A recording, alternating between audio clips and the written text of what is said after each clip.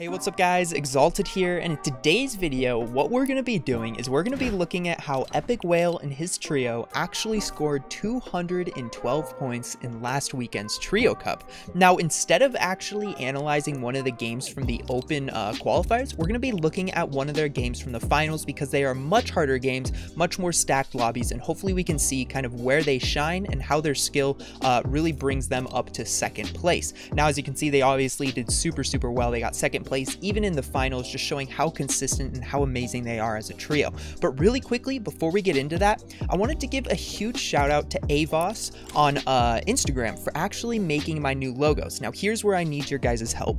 I need you guys to vote down below. I'll have a comment in the comment section of blue and black and white. You have to upvote whatever one of these two logos that you guys like the most. They're very similar to my old logo, just kind of an updated version, but I'm not sure what one I like better, so that's where you guys come in. Now, if you guys would like to actually follow Avos on Instagram, I'll have his Instagram linked in the description below. And on top of that, I'll have my header/editor in the description as well. So huge shout out to both those people. They have amazing artwork. And with that being said, let's get straight into the video. Alright, so hopping straight into one of Epic Whale and his trio's games, we are currently spectating game number 2, and they did win this game, so hopefully you and I can both learn a lot from their gameplay. But one thing I want to point out is they do land retail row, and they consistently landed here for almost the entire tournament, and that is one reason why they actually got so many points. You can see how contested it is. There's two other teams, and that's pretty, I guess, consistent. This happens very frequently. You will rarely ever get retail alone. And because of that, they got a lot of kills early game, leading to them getting a lot of points. Now, of course, they played 10 games out and they died off spawn about 4 of those games, but 6 games, each game takes about 25 to 30 minutes, so that's exactly 3 hours worth of gameplay right there. So there are a ton of pros and cons when it comes to landing retail. Some of the pros include an insane amount of loot. Every single crystal that you kill, like the zombie crystals, it'll actually drop you a launch pad or a trap, but at least one of them, and it will also drop you a gold gun and heals. So the loot is absolutely insane, meaning that if you can make it out of retail, you are very set for rotation when it comes to late game. But like I said, that's assuming you can make it out of retail, and that brings us straight to one of our cons. There are tons of people here. But another notable trio that lands here and does insanely well is Mongrel's trio over on the EU servers. They do super well. They absolutely dominate EU servers, and they land here as well. So it's a very risky place, but if you're confident in your ability to fight, this is where you want to be going. Now, I'm going to pause it right here, and I'm going to show you guys the map real quick. Something very, I guess, problematic when it comes to retail route is there are a lot of teams that will land a little bit outside of it and then rotate in. They will wait for everyone in retail to fight and kill each other, and then they'll just come in and try to clean up. Now, the reason why this is even worse than other places is because the zombies are so loud. When you're in retail row, you can barely hear anything. So when there is a team sneaking up on you, just like both of these teams, which are going to sneak up on Epic Whale and his trio, you can see Epic Whale is here, I believe. There's the rest of his trio. And this team, it looks like they went kind of this area, maybe over here, and they're going to rotate in, try to kill them, and steal some of the zombies to get really good loot. Now, this team as well right here, they'll land these 2 houses. They'll kind of clean up all these little small houses by Salty Springs, and then they'll go ahead and rotate into retail, clean up, and try to get an insane amount of loot. So there's another strategy for you guys to try out. It does work really well. If it didn't, these pro players in the finals would not be doing it. These 2 are players that were here earlier. They landed retail, but one of their teammates died. So we're going to go ahead and see what happens, but that is one of the biggest cons and one of the biggest risks when it comes to retail. You are insanely contested, but for the price of insane loot. So in my opinion, I have a feeling Epic Whale's probably going to die here. He's probably just going to get AR spammed out of his mind, and there's probably not much he's going to be able to do. Exactly like I said, they just had 3 people team fire at the same time. They're going to break that tree and probably get a really easy BM, but I'm interested to see what his teammates actually do to fight this. Alright, so we're currently going to spectate Leno, and then we can switch between Leno and Symmetrical. Symmetrical is kind of building up a little bit. He's killing some zombies for some health back, and Leno is currently right behind him. Oh, it looks like they're going to dip. So they have tons of launch pads between all of them, so they can get out of this situation without an issue, and I'm wondering if they're going to leave retail or kind of wait for the current team to third party someone else. Alright, so it looks like to me that they're going to go ahead and get out of retail, which they can do because they have really good loot. They've got a combat shotgun, heavy sniper, they have heals, Let's see what Symmetrical's got. He's got a gold combat, a blue AR, he's got rotations, he's got heals as well. Their loot is very, very good. There was no need for them to stay any longer, so they're probably going to go to Dusty Depot and revive Epic Whale. Alright, so like I said, Epic Whale was revived here at Dusty Depot, and him and his team are getting into a fight against another team. Now, like I always say, do not take mid-game fights, but sometimes there are times where you have to take them. So something really good is they got pushed by these players, and they immediately went aggressive. They knew that they couldn't run away, they had to take the fight, so they kind of accepted it and went straight for high ground, and they were ready to engage. So something really interesting here, all three of them are right next to each other on the exact same player, just trying to spam them out and kill them as quickly as possible. Epic Whale actually pickaxes that player. Now, I don't think he did that on purpose to kind of be mean. I think he actually did that because he was out of pistol ammo and that was the only gun he had. But this is a super beneficial fight for them, and there are a lot of really good things that they did there. Let's go ahead and switch to Leno's point of view to see if they can find the other player. Okay, so here we go. All three of the players are coming to collapse on this player's box. They're going to take one of the walls, and they're just going to push this player for hopefully a free 3v1 easy point.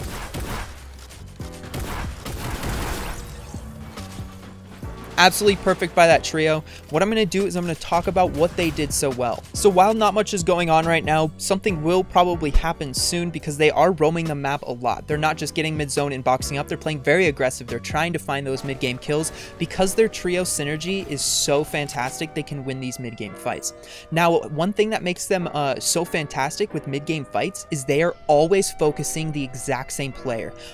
When it's 1v1v1, so when each member of your trio is fighting one of each member of the opposing trio, it's pretty much a 50-50 between all members, so you're not really sure if who's gonna win. Like, you have to, as team average, be better than them, which is a really bad way to go about fights. What you want to do, and what this team does very, very well, is they actually push one player and they all push that player at the same time. So as you can see here, they are all high ground, they are all right next to each other, and they are all focusing the exact same player at the same time.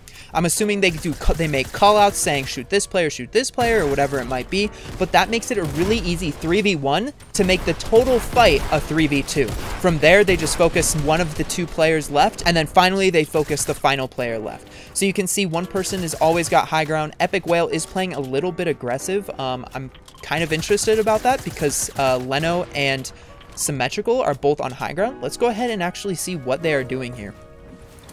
Symmetrical looks like he's going to launch pad away, which I'm not sure why. Leno as well, and so does Epic Whale. Okay, so what they're doing is one of the players actually disengaged with the launch pad, and they all launch padded out together to fight this one player in the house, because then it would make it a 3v1. So they are always together, and they are always fighting one player. And they're going to go ahead and get a really easy rotation straight into Storm. They don't really have to build, saving them a lot of mats, which was super efficient. But also, if we look at all their rotation, Symmetrical has 2 launch pads, 4 impulse nades. Epic Whale doesn't have any, but Symmetrical can easily just give Epic Whale a couple impulse nades. Once the scrim gets a little bit later on, Epic Whale will probably drop his sniper for some impulse nades.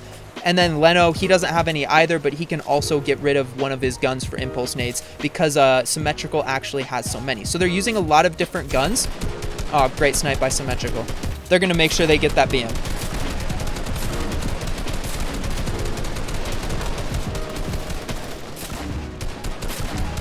So they're using a lot of different... Oh, that's unfortunate.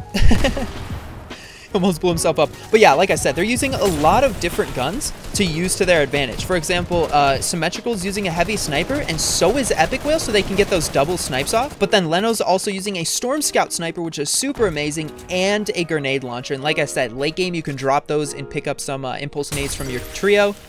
But what they actually did is they were getting sprayed by a minigun. So instead of just sitting there and turbo building the wall the entire time, they actually just moved positions. I think Epic Whale was who I was spectating.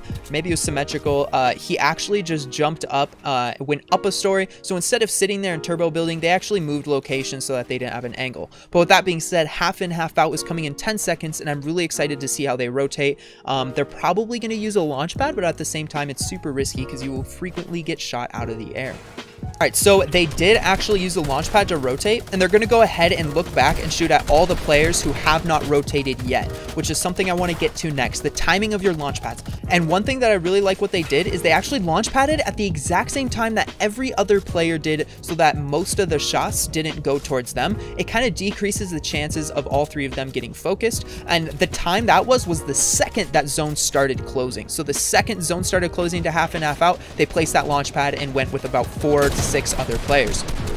There they go with the heavy snipes. They're pretty much just camping in their box, looking for free picks. I don't think they're going to find any right here. Usually you don't at this point of the game. I'm going to go ahead and skip a couple of minutes until we start seeing some more late game rotations. So there you go. Symmetrical dropped a launch pad for Epic Whale because Epic Whale does not have any rotation. And he's going to go ahead and pop it, and they're going to launch pad as well while they hear a lot of other players rotating so that they don't get shot as well. Looks like they're going to take storm damage to go for high ground. Epic Whale and Leno have high ground, and they just crank 90s. Okay, so they go for high ground, the zone after half in, half out, and they just absolutely crank and shoot at players in the sky to maintain that high ground. Now, we're going to be spectating Symmetrical through this entire time because he absolutely dominated the endgame with kills. So something that I don't really like about this endgame that they're doing is they're on different levels and they're all building out of their own mats. So Epic Whale's building his own tarp looking for kills, Symmetrical's looking for kills, and Leno's up higher looking for kills as well. The problem with this is, yes, it's great when you're going for kills. You've got 3 different players in 3 different spots.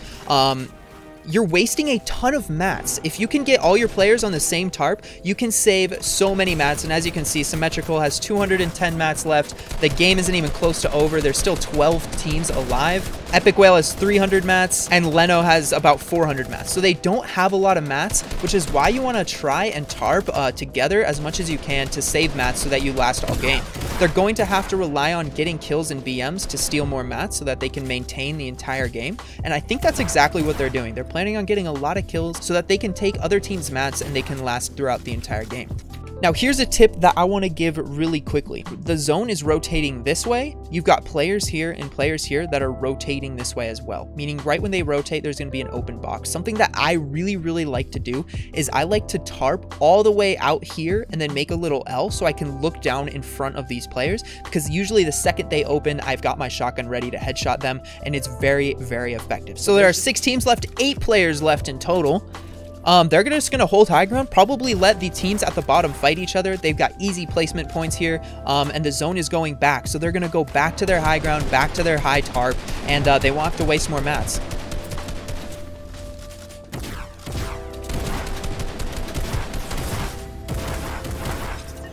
Leno clutches that kill, and I'm wondering if he actually clutches this game.